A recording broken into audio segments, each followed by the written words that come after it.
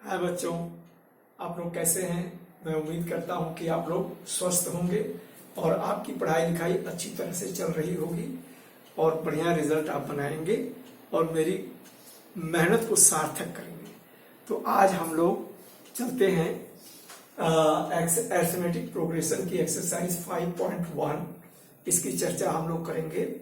आप लोग जो मैंने बेसिक कॉन्सेप्ट पे अरिथमेटिक प्रोग्रेशन पे जो वीडियो बनाया है उसको अगर आप अच्छी तरह से दिमाग में बैठ जाए आपके, तो इस एक्सरसाइज में कोई परेशानी हो ही नहीं सकती।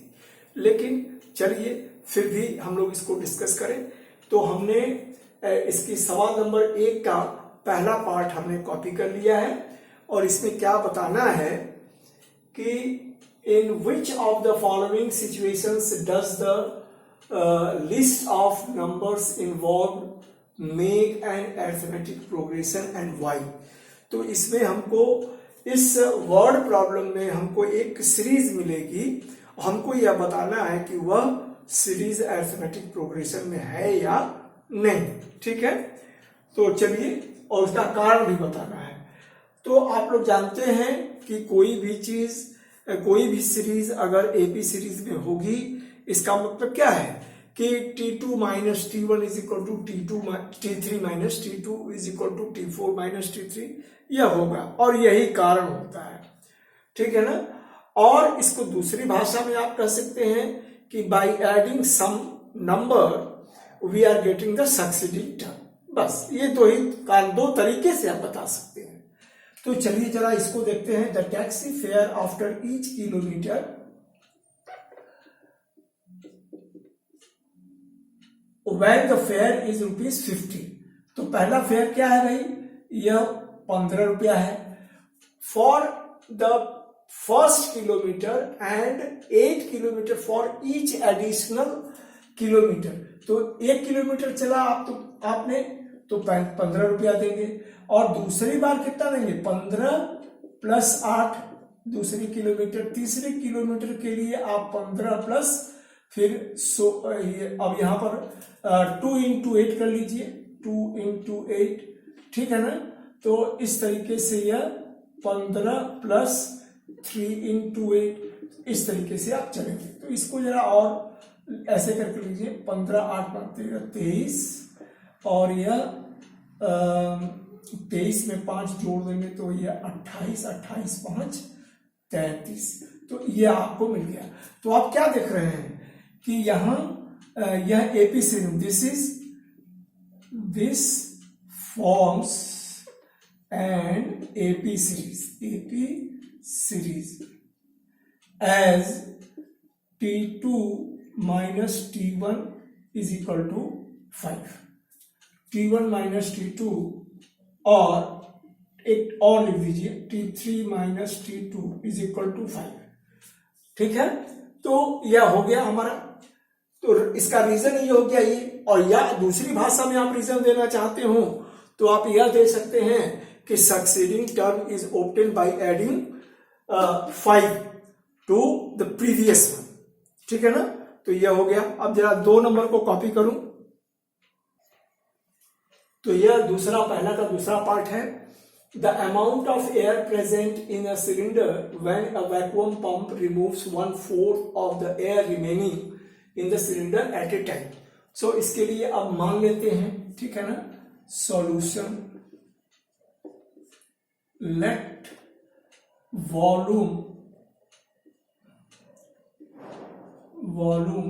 of the gas in cylinder V मान लिया। तो अब क्या करते हैं कि जब हम पंप करेंगे तो 1/4 निकल जाता है। So therefore volume of the gas pumped out, तो क्या हो जाएगा, ये 1/4 ऑफ V। तो इसको लिख देते हैं V/4। Therefore volume of the remaining gas is equal to V minus V/4। तो यह क्या हो जाएगा, यह 4V माइनस V/4, तो यह हो जाएगा 3V/4। ठीक है।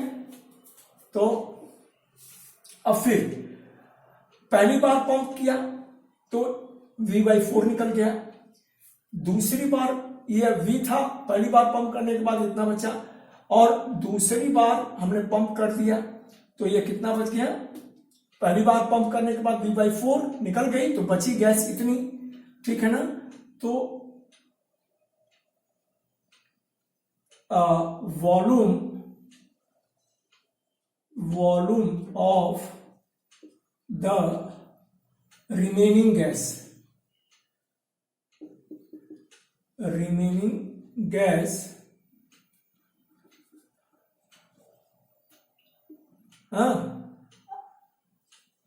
आफ्टर पंपिंग, तो क्या हो जाएगा, यह 3/V बची थी तो यह क्या हो जाएगा, यह 3V/4 यह बची थी, और इसमें से यह निकाल दे रहे हैं 1/4 ऑफ 3V/4, तो यह हो जाएगा 16 एलसीएम, तो 4 चौको 16, 4 यही 12V और माइनस 16 यह 3V, तो यह क्या हो जाएगा 9, यह 9V/16, और तो इसको लिख सकते हैं हम लोग 3/4 का होल स्क्वायर और यह V। ठीक है ना। उसी तरह से हम प्रोसीड करेंगे, तो हमको देखिए पहली बार इतनी गैस बची है और दूसरी बार निकालने के बाद इतनी गैस बची है, तो यह देयरफॉर सीरीज है ना,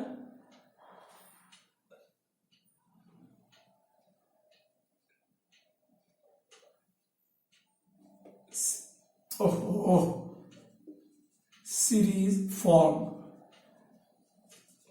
तो ये क्या हो जाएगा 3V/4 और यह 3/4 होल स्क्वायर V। तो यह क्या देखते हैं, इसके बाद जो निकलेगा इसी तरह करेंगे तो यह आपको निकलेगा 3/4 और होल क्यूब V। तो इस तरीके से हम देखते हैं कि यह AP सीरीज नहीं फॉर्म कर रही है, therefore it is not forming AP series as T3 minus T2 is not equal to T2 minus T1। ठीक है। तो यह तीसरे वाले पार्ट को, यह जो मैंने अपने से निकाल ये बता दिया है, तो इसको आप निकाल के देख लीजिएगा, इतना ही आएगा। समझ में आया? तो जरा आगे बढ़ें। ये देखिए सवाल नंबर 1 का तीसरा पार्ट है। The cost of digging a well after every metre of digging when it cost ₹150 for the first metre and ₹50 for each subsequent metre. तो पहले मीटर में डिगिंग होती है तो उसके लिए 150 रुपए, और फिर ईच सक्सीडिंग मीटर पे 50 रुपए। तो ये क्या हो जाएगा, इट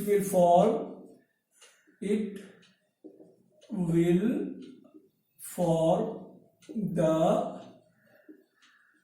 following series। तो क्या बनेगा, पहले में देता है 150 रुपया और दूसरे वाला में 50 रुपया बढ़ जाता है, तो यह इसको सीधे सीधे लिख देता हूं 200, और तीसरे वाले में क्या है, फिर 50 रुपया बढ़ जाता है, तो यह 250, चौथे वाले में हो जाएगा यह 300। तो इस तरीके से यह सीरीज बनाएगा, which forms AP series.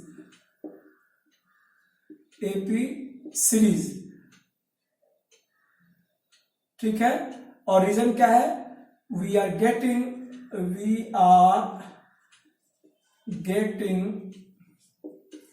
The subsequent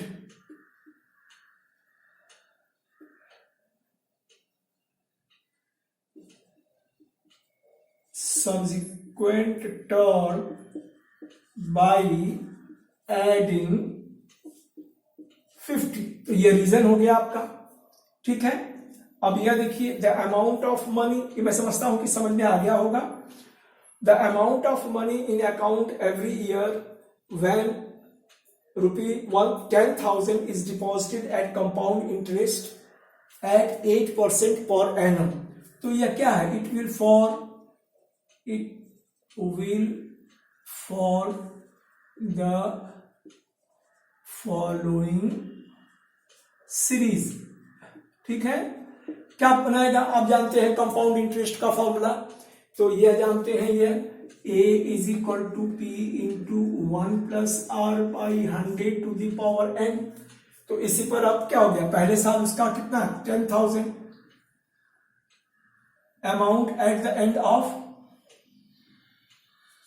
first year, तो 10,000 ना अमाउंट, तो यह 10,000 और यह क्या हो जाएगा, 1 plus 8 by 100 to the power 1। तो 1 इसको रहने देते हैं, और दूसरे साल क्या हो जाएगा, 10,000 और यह 1 plus 8 by 100 to the power 2। और तीसरे साल क्या हो जाएगा, तीसरे साल के अंत में, तो 10,000 और यह 1 plus 8 by 100 to the power 3। इस तरीके से, so which is not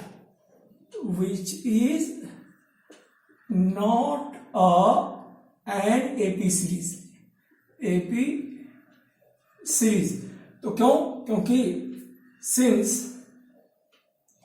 T2 up minus T1 is not equal to T3 minus T2। तो ये देखने से ही क्लियर है कि उनका अंतर सब बराबर हो नहीं सकता, ठीक है। तो चले जरा आगे बढ़ें। हाँ देखिए, सवाल नंबर 2 कि ये 5 पार्ट हैं और ये बहुत ही आसान है। इसमें हम लोग जो बेसिक कॉन्सेप्ट में डिस्कस किए थे कि कैसे बनती है सीरीज। सो ए, पहला टर्म ए है और उसमें डी जोड़ देते हैं तो ए प्लस डी, दूसरा टर्म मिल जाता है ए प्लस 3D, ए प्लस 2D, तीसरा ए प्लस 4D, 3D 4D, इस तरह से बनता चला जाता है, ठीक है। तो वही चीज है, यह कोई बहुत कठिन सवाल नहीं है। तो एक हम लोग चर्चा जरा कर लें। तो यह सॉल्यूशन, तो यह देखिए नंबर 1, तो पहला टर्म तो हो गया यह 10 और उसमें कॉमन डिफरेंस 10 है, तो क्या हो जाएगा, यह ए 10 प्लस 10, ठीक है, और यह 10 प्लस 2 इंटू 10, और ये क्या बन जाएगा 10 प्लस 3 इंटू 10। तो क्या कर रहा है, राइट फ्रेंड, 4 टर्म, तो 1 2 3 4 ये हो गया। तो यह 10, यह 20, यह 30 और यह 40, ठीक है। इसी तरह यह 50 बन जाएगा, लिख लीजिए एक और, 10 प्लस 4 इंटू 10, इस तरह बनता चला जाएगा, ठीक है। नंबर 2 देख लीजिए, नंबर 2 वही चीज है। तो फर्स्ट टर्म क्या है -2 और डी क्या है 0, तो यह -2 प्लस 0, और उसके बाद -2 प्लस 2 इंटू 0, और यह -2 और यह प्लस 3 इंटू 0, ठीक है। 4 टर्म हो गए। तो यह -2, यह भी -2, यह भी -2, यह भी -2। तो इस तरीके से यह सीरीज बन गई। तो यह सभी टर्म बराबर होते हैं, इसको याद रख लीजिए कि जब d 0 होता है। अब नंबर 3 क्या है, a इज इक्वल टू 4, तो यह 4 और इसमें d इज इक्वल टू -3 है, तो 4 यह -3 और यह 4 प्लस 1 इंटू -3 है, ठीक है यहाँ पर। तो यहाँ 2 इंटू -3, ठीक है, और यह 4 प्लस 3 इंटू -3, इस तरीके से यह सीरीज बनती चली जाएगी। तो यह 4 और यह हो गया 1 और 3 दूनी 6 माइनस और ये प्लस, तो -2 और यह 3 तरीके 9 और 4 माइनस और 4 ये -5, तो यह इस तरीके से यह बन गई। तो मैं समझता हूं कि ये अच्छी तरह से समझ में आ गया होगा, ठीक है ना।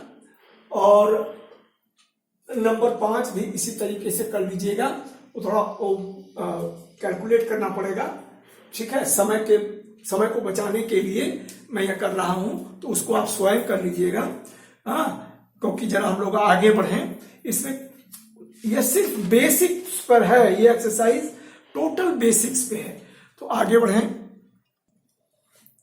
हाँ, यह देखिए सवाल नंबर 3, इसके 4 पार्ट हैं और यह पहली एक्सरसाइज सिर्फ आपका माइंड सेट करने के लिए है कि आप कॉमन डिफरेंस, फर्स्ट टर्म ये निकाल पाते हैं कि नहीं और एपी सीरीज है कि नहीं, और कुछ नहीं है इसमें से, आता होता नहीं है, ठीक है।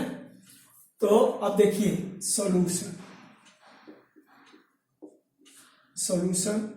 1, तो ये क्या है, for the following right the first term and common difference.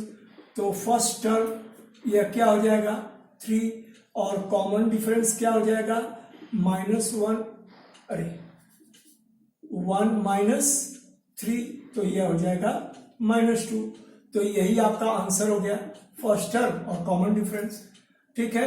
Number 2 में देख लीजिए, यह फर्स्ट टर्म क्या है, फर्स्ट टर्म -5 है और कॉमन डिफरेंस क्या हो जाएगा -1 माइनस और यह -5, तो यह हो जाएगा -1 और यह +5, तो यह हो जाएगा 4, ठीक है।